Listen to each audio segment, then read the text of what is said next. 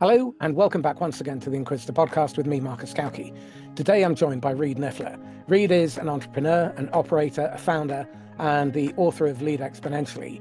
His mission is to help develop the next generation of leaders, and he's spent years building businesses and thinking hard about what creates durable growth and what undermines it. In this conversation, we'll get into questions leaders often avoid, the cost of short-term thinking, and the difference between real partnership and extraction, and what it takes to build something that lasts without losing your judgment in the process. So, Reed, what would be really great is if you can give us 60 to 90 seconds on your history and the business that you're running today. Yeah, so I grew up in the Midwest and really saw a service-minded leadership impact. And so over time, I realized I wanted to be a business owner. And then, at 30 years old, I thought I want to get into a business that has recurring monthly revenue. That's a global problem. And that became the security industry, right? And we turn on the news, we see we need security. And so I knew in order to scale and grow that, it needed to be through other leaders, which I found to be franchise owners. And so those franchise owners would go and then really address the concerns and build the service need in that area, as opposed to just commoditizing the service. And so we built it on top of that. And now here I am 20 years later and have launched other concepts with that same mentality, right? Totally different industries, really recognizing the fundamental challenge that's been commoditized and overlooked, to then address that through franchising and tech-enabled platforms. So that's really who I am and what I've been doing, and really love to share, kind of those leadership learnings along the way so that the next generation can develop in their own, their entrepreneurship role or their leadership journeys as well. Lovely. You said in the past that leaders often stay focused on the next week, the next month, or even the next quarter, instead of asking where the world's going and how to get in front of it. What do you think leaders are most afraid to face when they avoid that question? Yeah, I think sometimes they don't give themselves time to think, right? And I think the best analogy to kind of follow is like a vacation, right? If you think of it, if you run your business like you run a vacation, you're much more likely to get to the destination you're looking for versus running your business like you run your day. Most people are like, where am I at right now? And let's say it's lunchtime and I'm hungry, where's the closest place next to me, right? And I want to get that done really quick. That's what they're doing from a business decision. Whereas if they're planning a vacation, they say, this is the destination I want to go to.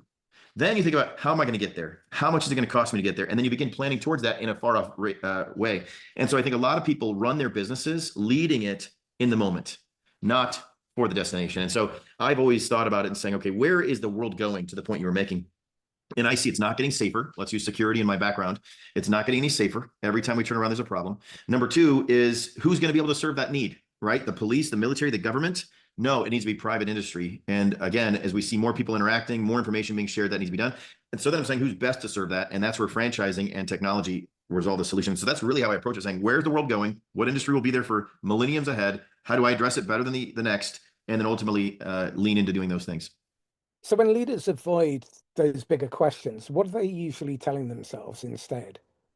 They're taking the easy and what people are the confirmation bias, right? So you get that, oh yeah, I need that. Well, they might need that now, right? Another analogy would be a child. A child is going to ask for candy, right? But as a parent, we know that's not what they need. Even though it's so much easier as a parent to offer that candy because they're complaining about it, they want it, it's what they want. Business leaders and owners they're listening to what their customers are telling them right now. Right? You need someone like Steve Jobs that says, hey, I'm going to design the phone they want, not build a better phone that has more keyboards than the one they currently have, right? Which is what the BlackBerry was.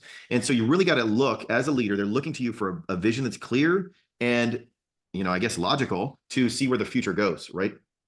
So what are people protecting when they stay trapped in the short term then? Yeah, I think really there's 4 stages of our mentality, and they're protecting their ego. And here's how, if you can understand how the structure is, you can help maybe protect yourself from doing something first. The worst place to be is wrong and alone, right? Nobody wants to be the only person that's wrong. And the next worst place to be is right and alone. So you can have the right idea of the future that no one else can see, that vision that's there, and you want to be right alone. And then the next worst place to be is wrong together, right? So that's actually better than being wrong, right, and alone. You want to be in a group because you feel like everyone can't be wrong. Well, yeah, they can actually. And the best place, of course, is to write together. So here we are as business leaders that are visionaries. No one can see what we see, and we're right and alone. And so we're going to be absorbed or drawn into or pulled into the wrong crowd, right? They're going to be wrong, right? I mean, just because the masses are doing it, right? I mean, I'll give an example because it's easier for people to visualize. At one point, they thought the world was flat, and everyone did. Everyone thought the world was flat. Yeah. Until then, at one point, they realized, wait a minute, that can't be the case. Another example, they thought that everything revolved around the earth. And we all think about that. No, this earth revolves around the sun. And again, everyone was wrong.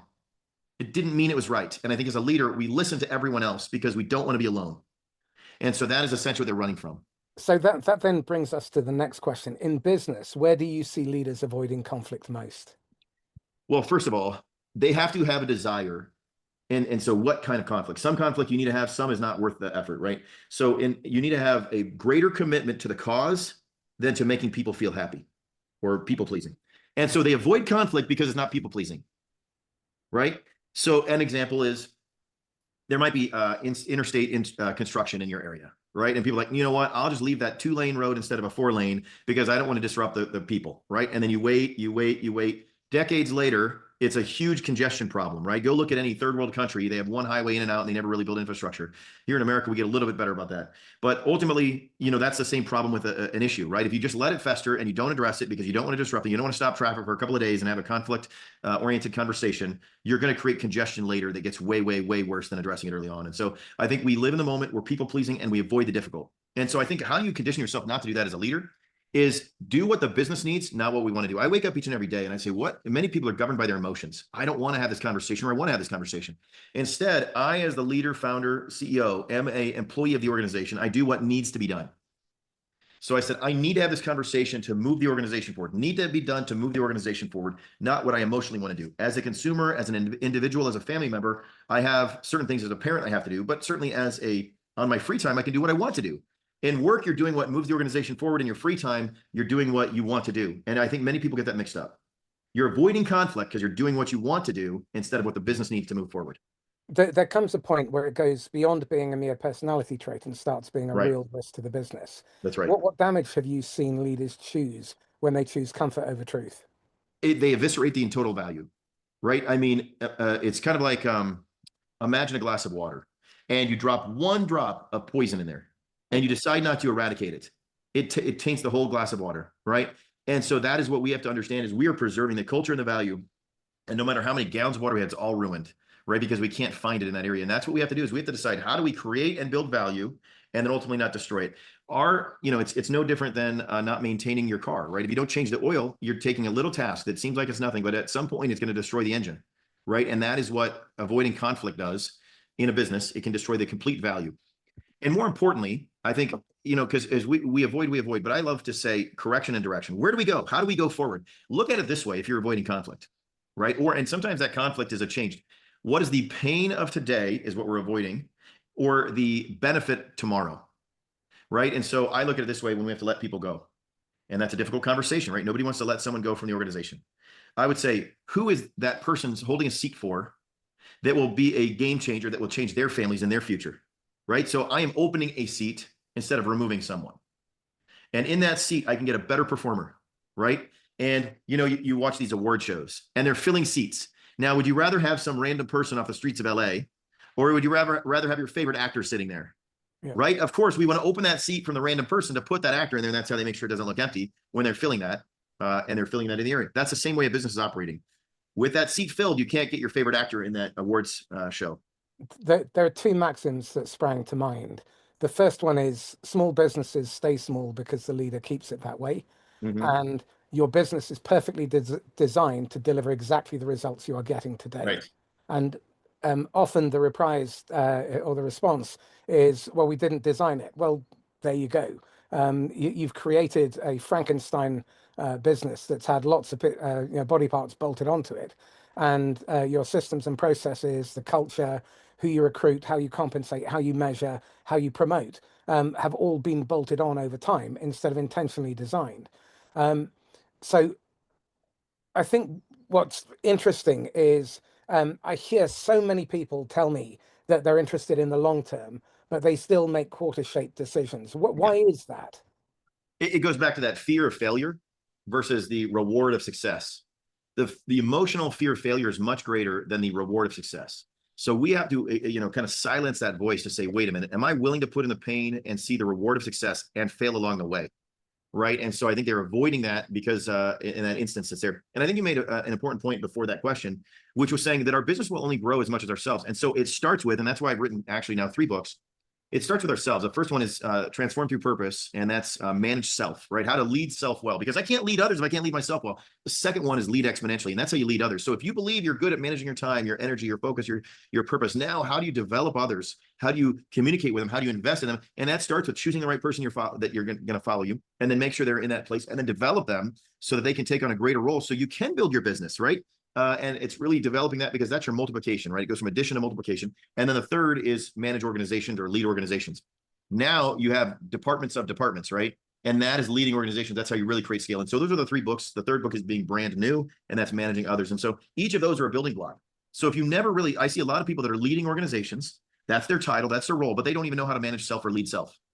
So then they're stifled because they haven't figured out how to effectively be consistent on their own. And then they can't lead others. They can't lead 3 or 4 people, let alone 30 or 40, or let alone 40 or 50,000. So this then speaks to what happens when people are having to make decisions and lead under pressure. Right. What gets distorted under pressure? Is it judgment, reporting, hiring, customer choices, culture, all the above? I think once it's just what gets distorted is what you really value. Is it really reveals what you value, and the most people at their core is ego, right? I want to be perceived, right? And I think your stress is the difference between reality and perception. And so, that's where authenticity is super critical, right? Because your stress is in some part the difference between what you want people to believe that you are and who you really are. You're just trying to run that and maintain that. So as a leader, there's that leadership fallacy that says, I'm a paper tiger, right? I'm not really that leader that they think I am. And so what do you do then? It goes down to, okay, I got to protect my ego first, right? Inherently, that's where we're at, instead of make the right decision. Because protecting ego and the right decision may be in conflict. Well, I see this in many organizations where they've created a culture where it is safer to massage the numbers and play the optics game. I was speaking to a very senior leader running a multi-billion-dollar P&L, and the conversations that they're having internally are about what will sit well with the board at the next board meeting. And what you see happen is decisions get made at the top. They ripple through leadership, then into management, then into the frontline operators and the partners and after customers. And then it ripples back through the organization. So one of the big deceptions that I see is the end of the month, the forecast, or the end of quarter, where salespeople are put under pressure to commit, even though the customer isn't ready, even though the deal doesn't have buy-in from a senior executive, even though there are competing interests that the buyer is focused on. And then I look at the data on this, and about 90% of deals that are put into commit do not happen, right, or do not happen when they say that they're going to. So the commit is a fiction. And you see this in how the CRM is set up, where we have a gated CRM, in the ludicrous belief that the customer follows your sales process, right, as opposed to they're fighting internally, their decision-making looks like a bowl of spaghetti, and then going to make their decision when they are ready for their reasons. If you happen to offer them some silly discount or incentive, very often those then end up as churn accounts. So all you're doing is you're satisfying this short-term need to alleviate the pressure. Yep. And it goes right to exactly what I was saying. Ego is only satisfied short term. And so ego would be a number on a paper that says, yep, I'm going to hit my forecast. Or ego is a quarterly result, right? It's always a short-term satisfaction. And, that made me think of another storyline that we are beneficiaries of, right? And that was laying down the interstate system. It was only less than 100 years ago, hard to believe, that there were not interstates in the United States across the entirety of the United States. By interstates, you mean highways? The highways and interstate. Yep. The interstates the federal government laid down. And, again, that is super important to the ability for us to get across the country, quickly, and transport of goods and everything else. If you just thought about it monthly or quarterly, you'd never do it. You're like, well, it won't be done this quarter. It won't be done this month. And it was like billions of dollars to lay all this interstate. But how much traffic has gone on that over the last 80 years, I think, since it was primarily laid down, right? I mean, just think about that. And that's laying the ground for long term. No organization is doing that right now. Yep. If you go look around the last 30 or 40 years, I ask people this question. What is, and people can tell me AI, but I don't necessarily know that that's going to be a company necessarily, because it's already evolving so quickly. But what's going to be the next business company name listed, not industry, because AI will change it, but the company that will set the next 40 years of business, right? Go look at Google, go look at Amazon. They've been around for nearly 40 years now, 30 at least, and they are part of the intertwined within the economy. What company is that next company that will be here for the next 30 to 40 years building that economy, not the industry, right? Because they're both in technology or deploying technology. That's the industry, but the actual company. And what I'm seeing is that these companies are making it too short term, right? They want to make the next quarter, they want to go to IPO, they want to do all these other things to get a quick return, and they're not building things of lasting value. Well, that then brings me to the next question, which is at what point does the business become unable to think long term because the whole system rewards short term behavior? Yeah, I think already it's there. And it has to start with the human, the individual. It's back to managing self. If we are only as individuals thinking short term, how can we think long term for our team if we're leading others?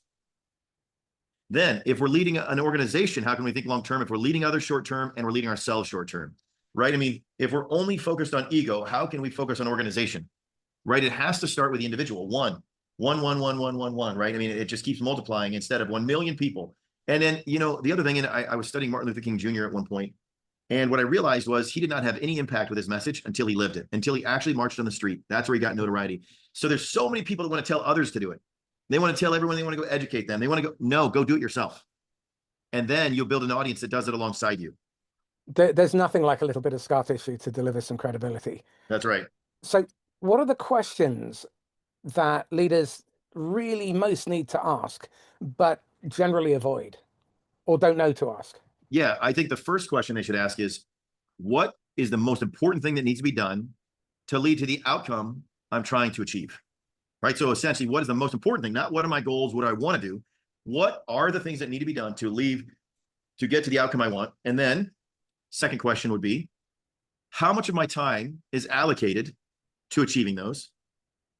The next question, what is the priority of my objectives in order to help me achieve that? And then the final priority is what is on my schedule now that is not leading to that I need to eliminate?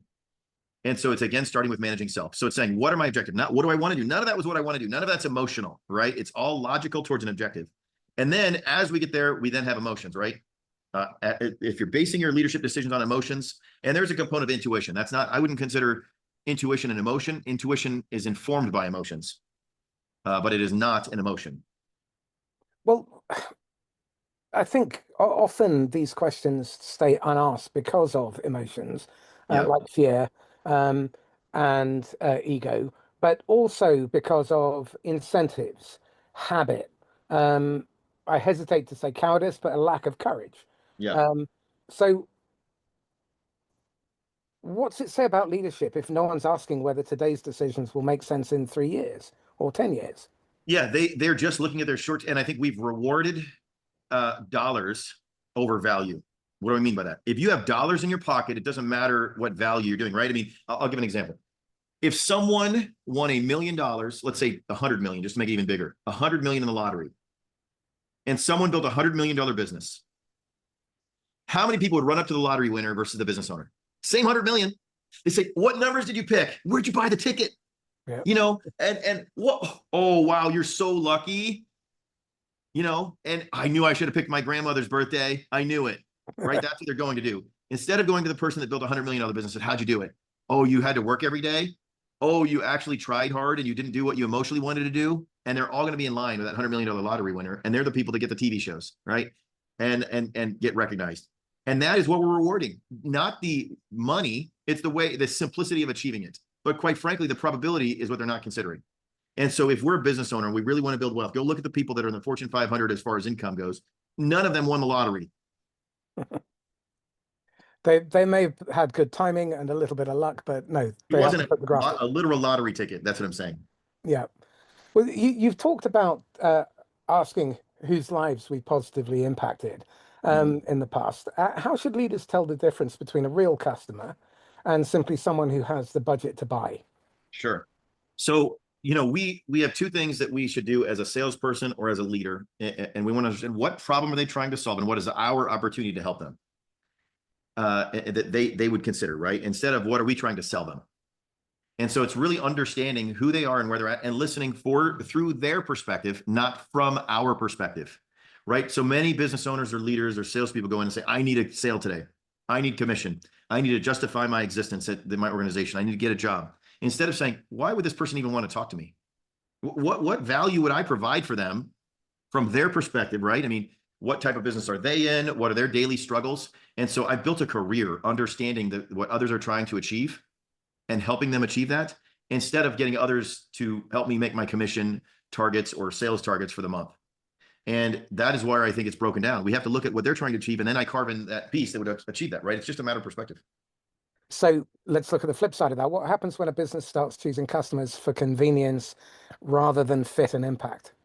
We have that all the time, right? It's a low-lying fruit. So we have a training class going on this particular week that we're recording this here in Omaha.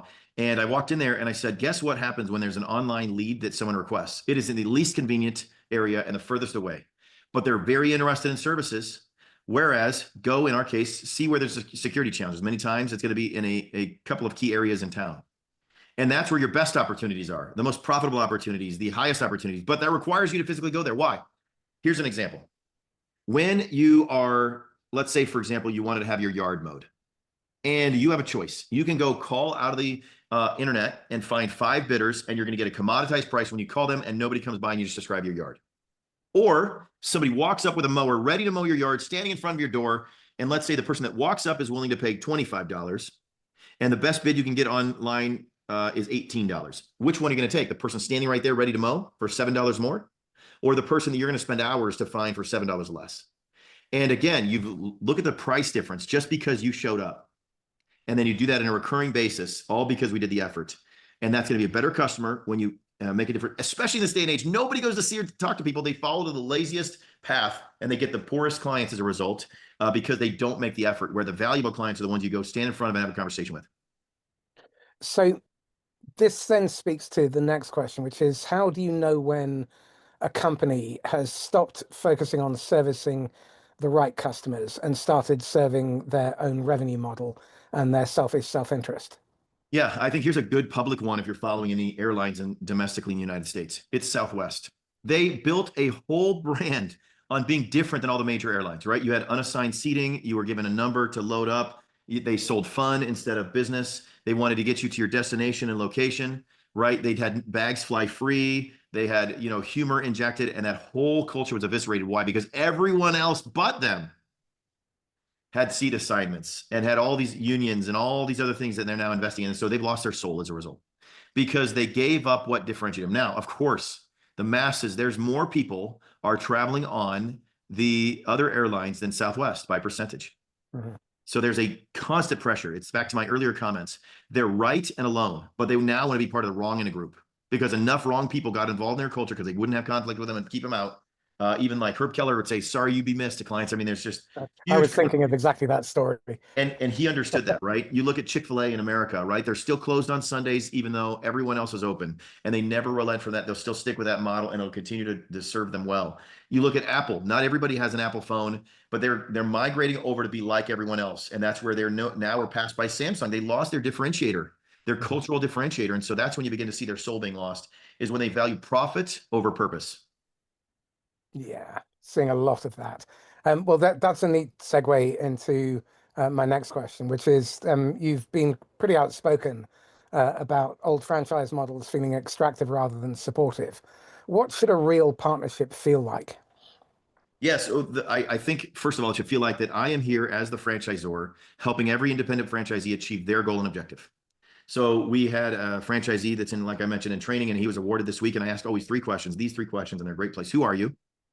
Why are you here? And what are your plans? The first one, who are you? I want to know your history, your background, your, ultimately the personality. And then why are you here? What are you trying to achieve? And why do you believe our brand will help you achieve that?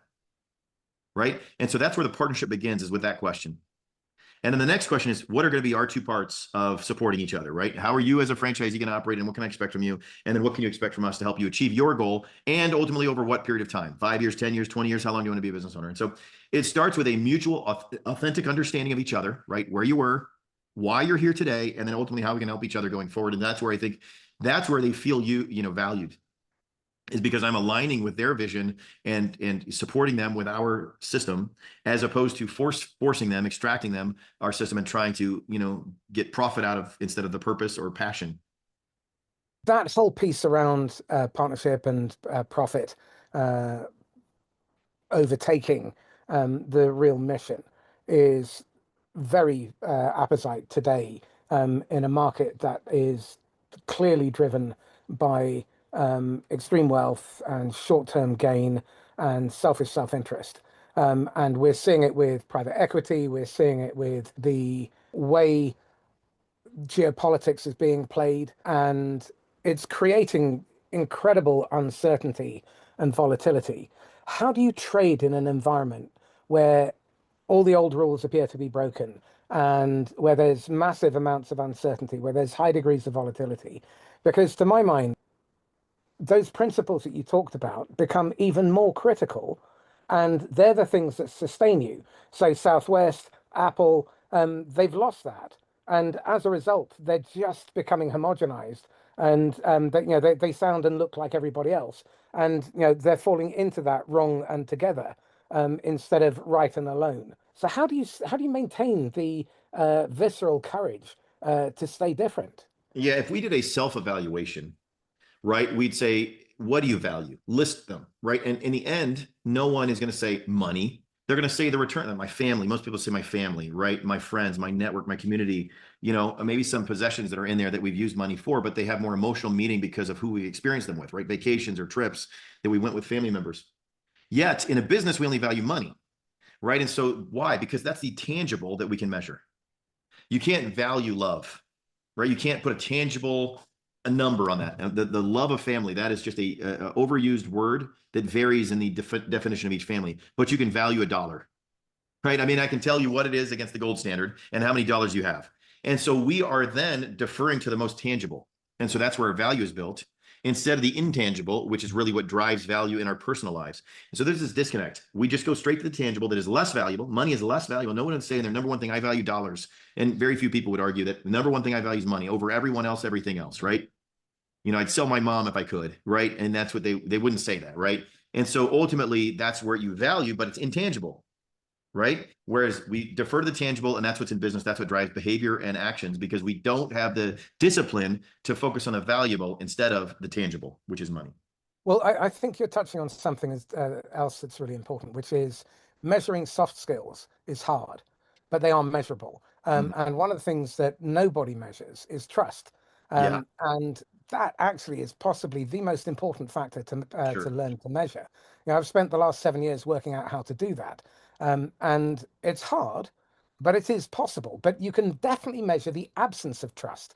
And Mm, there is a dollar amount that you can associate with that as mm. well, because so often, whether it's franchising or whether it's sales or partnerships and channels, the moment it devolves into rent taking, you can see the effect. It doesn't necessarily happen immediately, but in the 1990s, one of the things that we saw were management consultancies going into luxury hotels and saying, Dave the doorman costs you 27 grand a year, replace him with a revolving door. And Mm, that worked fine for about 6 months on payroll and on the balance sheet. But they lost most of their high paying customers within 6 months mm. because Dave knew who your family were. They knew you by Right. face and name. They knew your kids. And if you forget that you're dealing with human beings, as opposed to balance sheets, um, then that whole rent-taking culture means that you end up losing something critical. I mean, and we're seeing it at the moment with AI. Oracle laid off 30,000 people by email. All that institutional knowledge just walked out of the door. All those relationships that had been built up over many years. Now, in the short term, Larry's balance sheet looks great. But I put money on it that over the next 12 to 18 months, they will lose customers in their droves. Yeah, and I think some of that was going to happen anyways, to be honest, because I think what I've watched culturally is work efforts declined just as quickly, if not faster. I've watched, and I'll give an example. My father-in-law, worked for a Fortune 500 company for years, and he worked about 72 to 80 hours a week. And the only time he was a senior executive there, and the only time he ever talked to his parents or his family was when he was at the hotel or when he came home that night, right? We didn't have cell phones around and everything else. So he was diligently working, engaging with his peers and producing. Now, I'm not arguing that you need to work 72 hours a week, but I walk around in many environments and I would argue that people are, instead of a 10-hour or even call it an 8-hour productive day, they might be 80 minutes, might be an hour productivity. They're on their phones, checking social media. They're working from home and not necessarily, they're doing the laundry while watching a TV show and then picking up a periodic call. So we are always, throughout history, compensated for our work effort. So Oracle's, I'm sure, sales are down. As a result, they have to lay people off. If the sales were increasing dramatically and growing, then obviously you have a different decision to be made. So I would challenge each individual listener to say, are you creating value for the organization that then creates income for the organization to then compensate you? Because the other argument is saying, hey, they're letting go of all these other people. Well, I can assure you that the people that they're letting go are not their highest producers. I'm sure they didn't say, who's our number one producer? Let's get rid of them first. No, they're saying, hey, who's not creating value for the organization that's expendable that AI can replace? And so Okay, make yourself I'm going to valuable. take issue with you on that Okay, because great. I can think of at least 12 examples of clients of mine who were number Mhm. one or number two in the company worldwide. Sure. And they were worked out of the organization because they appeared to be expensive on the balance sheet. I remember one person I worked with, she generated $46 million in new business sales in a year. Mhm. And her company tried to pay her $14,000 in commission, Mm. ended up in court, she won, yada, yada, yada. But very often what you see Sure. is growth stops being about value creation and starts becoming about value extraction from the people doing the work. And I've seen that in franchises. I've seen that in companies where private equity has come in, Sure. For sure. and especially now. This is my fifth recession. I'm sure it's yours as well. In 1990, 2001, 2008, and 2020, they did it. Mhm. They used the new technology as an excuse to lay lots of people off, um, in the hope that they could improve their balance sheet in the short term, because that gave the investors a short-term win, Yeah. and the net result of that was that they then paid for it. And you can see these patterns rippling through the organization in Yeah. the same way that when I said earlier, decisions at the top ripple through the bottom to the customer and then back up to the balance sheet. We're seeing exactly the same thing happen. So I'm curious, where have you seen growth stop being about value creation and then become about value extraction? Yeah, I want to reply to your first comment about your client there. That's a single case, right? Where obviously they went to court, et cetera, et cetera. And I was referring to the mass layoffs, right? When they're doing a mass layoff, 30,000 people, I can assure you, and you're doing it via email. You're not meeting with that individual and say, hey, your commission's too high, I got to cut you, right? You're doing it. I was referring specifically to the public notice of the 30,000 people and when they're looking at those things when they're doing mass layoffs. And I'm not saying there isn't good people with institutional knowledge that aren't producing there, but I'm saying by and large, if you're that organization and you're just looking at a number, you're going to send an email, you're identifying by a large percentage people that are not going to be value added positions that you're defining. So if you want to be forever value, clarify and communicate and do so at a reasonable rate, that value. That's the first point. I think on the other side, with regard to extraction, completely agree. Why? And you see these CEOs at high levels getting huge exit packages with failed businesses because they're only looking at it themselves.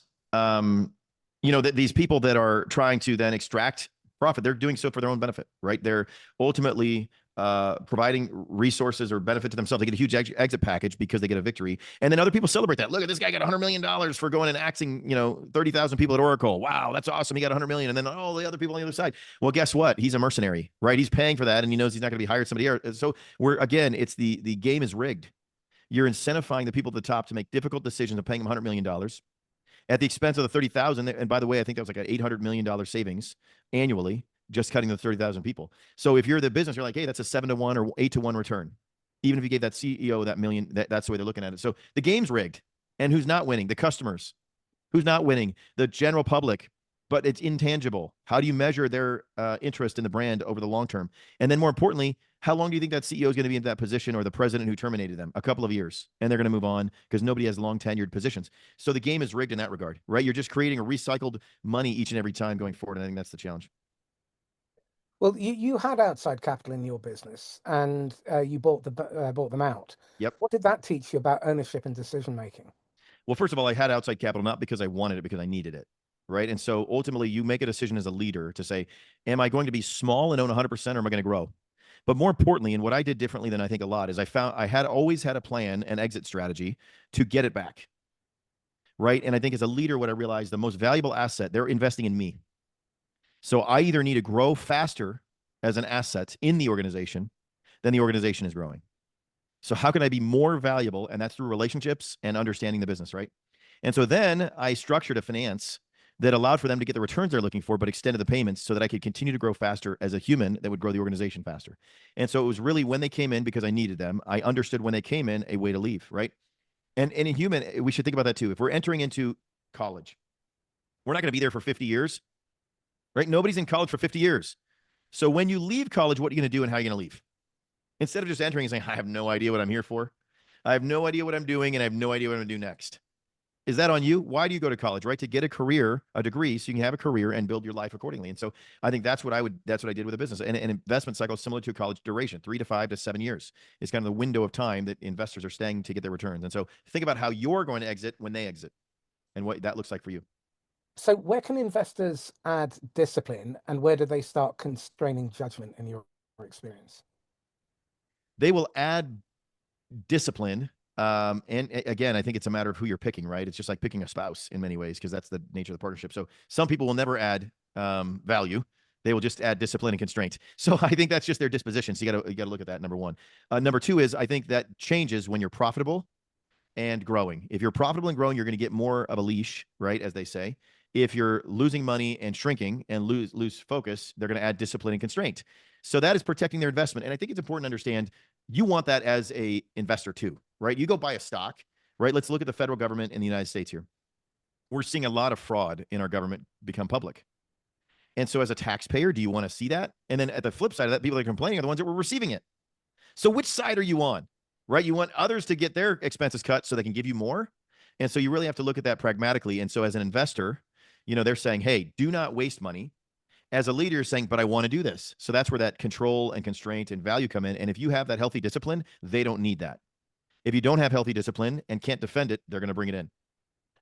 An observation over many years, repeated time and again, is that often the business breaks because people are measuring business on a spreadsheet, and they're not really seeing the operating reality of how it trickles down into your operators through your channels, your suppliers, your customers.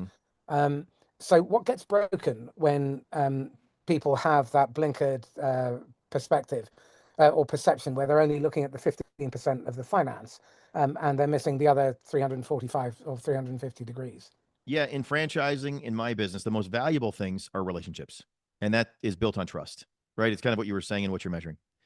But it's intangible to the point, how do you measure trust? That was kind of your comment earlier. However, I think the tangible thing is the dollars. And so we can break trust quickly, right? We can sell our trust for $1, right? So, and you can do that if you say, hey, I in franchising, I have people that try to negotiate a better deal with me for their franchise agreement. And I always tell them, I said, hey, I got great news for you. My answer is the same for you and everyone else, but it's me, treat me differently. I said, I'm not going to do that at the expense of trust of everyone else. But I will give you X, Y, and Z. I'll make a difference, X, Y, and Z. I said, my credibility, I will know. My credibility among myself and others will be broken, and the value will not be as valuable. And so that is how I build trust. And so that relationship is super, super strong. And if we think of the brands, and Patagonia is one that comes to mind, the trust that is built with that brand and their followers creates exponential value greater than any other brand, because the mission, the vision, the purpose, the way the leadership governs themselves has been so public and consistent over decades. People don't realize it's been like 40 years. They've been kind of the world first, save the world kind of mentality, and that's built trust. And so that's what we're doing, is consistently operating and building relationships through trust, as opposed to eroding it overnight. I think people who want to measure their trust and trustworthiness would be wise to ask these kind of questions. Do people believe in my judgment? Mm-hmm. Do I do what I said? Mm-hmm. Do people feel safe telling me the truth? Right. And do they believe I care more about the right outcome than protecting myself? And I think a failure to ask those kind of questions leaves you massively exposed, and it creates the conditions where your customers and your staff have good reason not to trust you. Right. And if we flip the shoe around the other way, if someone was doing that to us, would we trust them? I ask myself that question. Are the activities I'm doing engendering trust if I were the person on the other side?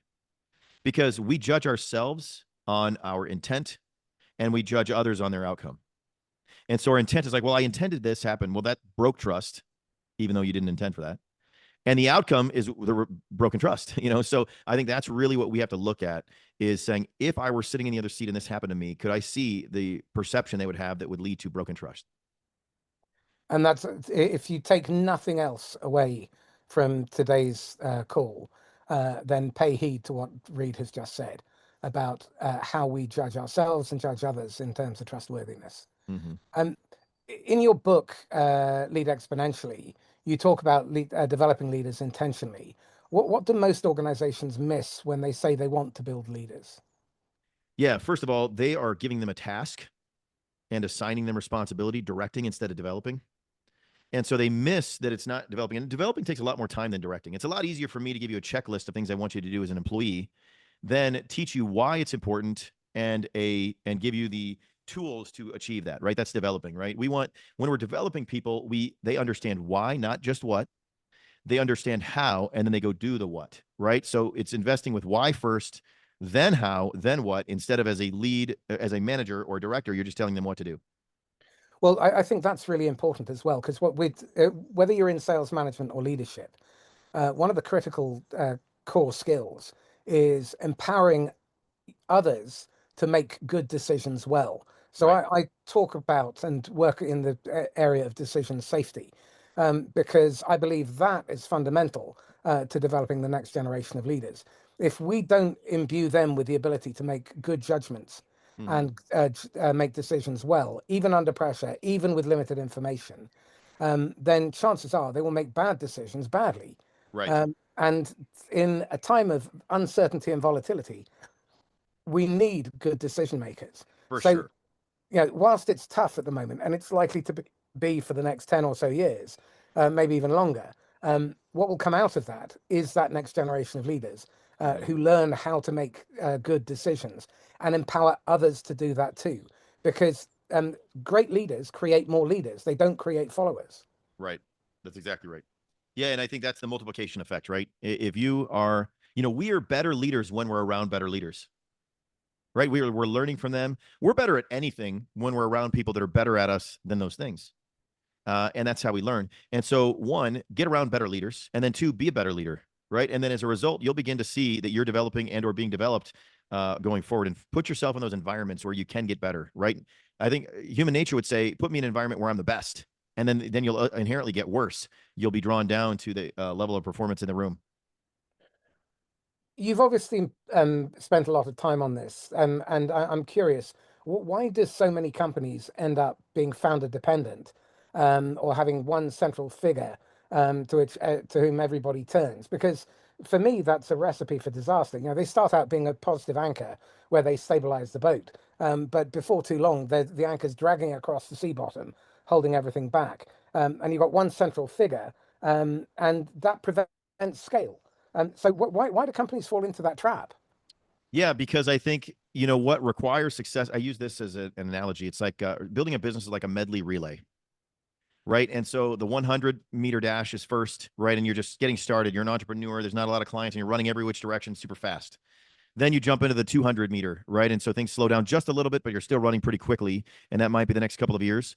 And then many times you get to the 400. Well, you got to start pacing yourself. You can't sprint like you did before. And so people are still sprinting, and the people are like, no, we need a more consistent directional pace. Otherwise, we're going to get burned out here. And I think the challenge is those leaders, entrepreneurs don't pivot their running style for the stage the business is in. So they become eventually an anchor because they're burned out. They're tired. They've been sprinting the whole time. They can't sprint anymore. And they aren't looking around and making the appropriate decisions, and otherwise freeing others to hand that baton off to keep running going forward. And I think that's just an analogy that helps them understand that as the business grows, I need to evolve as a leader. And I always do an evaluation personally each year. Where's the business at, and what does it need from me? Not what do I want to do? What does the business need from me that only I can do as a leader, founder, entrepreneur, owner, manager, whatever the case might be? What can only I do? Then I allocate my time accordingly. Back to where we started earlier in the podcast. So we're coming to time. So I want to wrap up with some punchy questions. What do leaders have to give up if they want to build something durable rather than something impressive in the short term? Yeah, they have to give up appealing to others. You have to give up, wanting to people please. You have to be more committed to the mission than the emotional response of the people standing in front of you. I think that a build on that is, if you want to leave a legacy, you've got to give up trying to control things Mm-hmm. and having your identity and your ego Yeah. attached to the thing that you built, and instead build something meaningful. Right.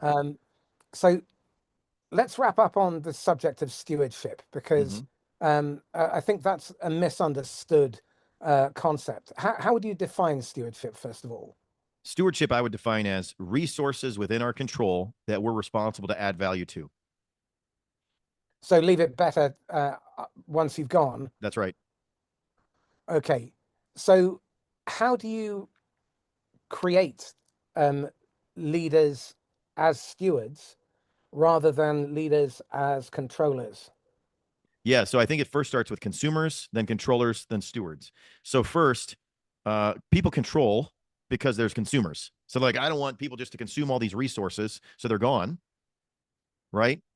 So then I need to control that, right? So let's think of water shortage in the world, right? If there were a water shortage, we're going to control the distribution of that instead of create, right? A steward would create more water, right? It would be desalination of the ocean. There's already water there as an example of fresh drinking water. And so we want to, be a steward by creating more opportunity that creates an endowment going forward. And the controlling people say there's a finite resource and I'll distribute upon my own discretion. A consumer would say, I don't care how much resource there is, I'm getting mine. So if you're a leader, you want to create more opportunity that'll continue to go forward. That's the stewardship side of it versus a consumer that just takes the resource and it's all gone, it's gone, it's gone. A control, right? I mean, think of dinner with mom, right? Some parents are like, hey, this is all you get, take one and everybody gets one, right? That's control. Consumer be like, hey, nobody's around, I'm going to take as many as I want. A person that's creating opportunity is going to say, hey, I'm going to go make more cookies and eat what you want. I'm going to keep making them, right? And that's the three different pieces, right? And so we want to really go and be that steward that says, I'm going to take, whatever flour, sugar, and water and make cookies until you can't eat anymore. And that's what a entrepreneur steward should do, is always make an abundance of it, as opposed to a consumer that just eats the cookies all gone, or a controller that just hands out one to each kid. The visible signs of stewardship will typically be noticeable, around people, trust, culture, customer outcomes, working capital, and so on. I'm really curious that I tend to find most people have their best lessons in their failures. What decision did you delay too long in your own career, and what did it cost you? Yeah. So I delayed letting people go, honestly, early in my career because I didn't want to hurt their families financially. But what I didn't realize is I actually was freeing them. And it cost me time and money and, credibility, because I kept a low performer. I kept someone that wasn't there. And so those are decisions I kept delaying. And it's because I didn't want to have that conflict conversation. It's never fun. It's never fun for anyone, no matter how many times you've done it, no matter where you're at. Nobody enjoys it. But that doesn't mean it's not the right decision. And so I realized early on, what I learned was make the right decision, back to where we've been all this whole podcast, not the one you want to make.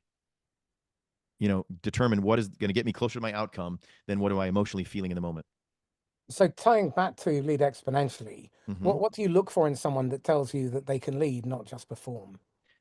Based on how they've been leading up to that point, right? They're self-discipline. It goes back to that self again. If they don't learn personally, they're not going to learn collectively. If they don't, if they have to be reminded all the time, then they're not going to be a leader that originates ideas, right? So you're going to see that in your day-to-day outcome, right? If I reflect back on my life and career, there were some early indicators of my ability to lead, right? I had self-discipline. I didn't need to be told 50 times. And that's where that first book starts, to lead exponentially. So then I just look for those indicators. Not what are they telling me, but what is the evidence in their life demonstrating they have that self-discipline that would then prepare them to lead others? Because if you can't lead yourself well, how can you lead others, right? I mean, in first responders, there's a thing, don't be someone that needs a first response, right? So if you're a first responder and you are using resources because you're ill prepared, then you are actually creating a bigger problem than solving a problem. And I think leadership works the same way. Be someone that doesn't need to be led so you can lead others. So what do leaders most often misread when they think they're spotting leadership potential then? Personality. They see personality or extroversion, thinking that's a leader. Nope, that's just somebody that gets along with a lot of people, right? As opposed to somebody that can actually drive towards an outcome. And where do you see leaders borrowing from the future to make the present look better? Well, they're always talking about things that are outside of their control, that are going to be in their favor, right? As opposed to things inside of their control to make things better.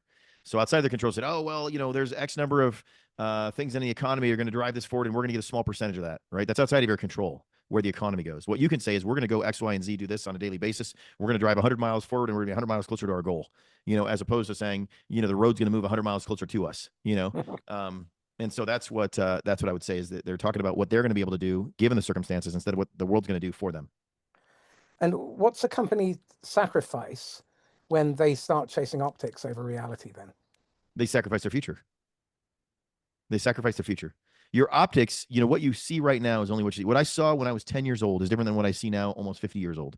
Right. And so if I'm just looking at what I see, but direction is still there. I didn't see my 50-year-old life, but I saw a direction that I wanted to go. Right. And it more is revealed as I grow and age and et cetera. And so if you're just looking around, I'm running a different direction, but if I'm destination driven, I'm going to get closer to that every day if I keep moving forward. And I sacrifice my future by looking at optics. Reed, we've come to time, so I'm going to ask you my my usual final questions. The first one is, if you had a golden ticket and you could go back in time and whisper in the ear of the idiot Reed, aged 23 or so, what one bit of advice would you have given him that he'd have probably have ignored but would have benefited from greatly? Yeah, focus on the vision.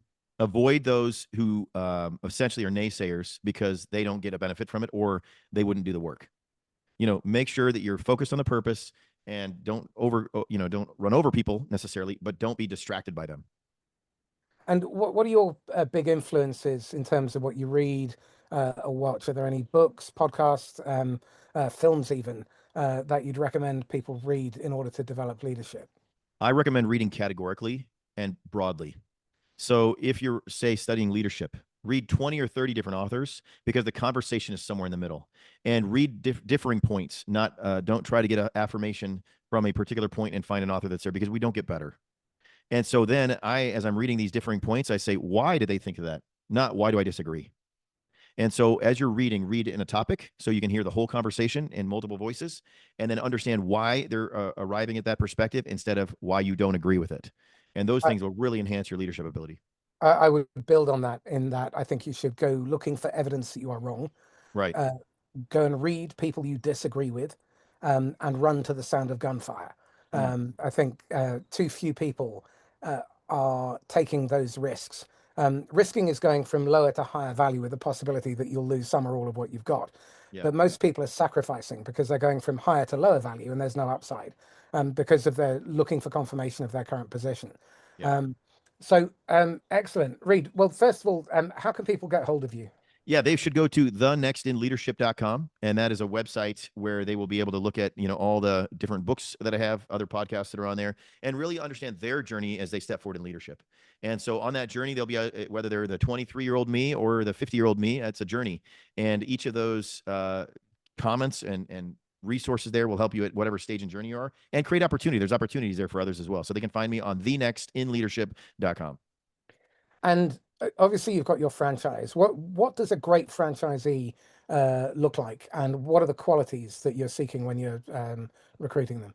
Yeah, they align with our vision, mission, and values, and they're willing to come every day and build that for their sake of their families and otherwise. They're not waiting to be handed something, right? They don't want that road brought 200 or 100 miles closer to them. They're willing to drive the 100 miles in the right direction. And so they're directionally minded and driven and willing and able to do the work themselves. And what are the titles of your 3 books so people can look them up? Transform Through Purpose, Lead Exponentially, and then in the summer of 2026, Brand New will be released. And that's a brand new book. Brilliant. Reed Nyffeler, thank you. Thanks, Marcus. So this is Marcus Cauchi signing off once again from the Inquisitor podcast. If you found this useful and insightful, then please like, comment, share, and tag somebody who would benefit from listening to this. And get in touch with either Reed or myself if you want to take the conversation any further. In the meantime, stay safe and happy selling. Bye-bye.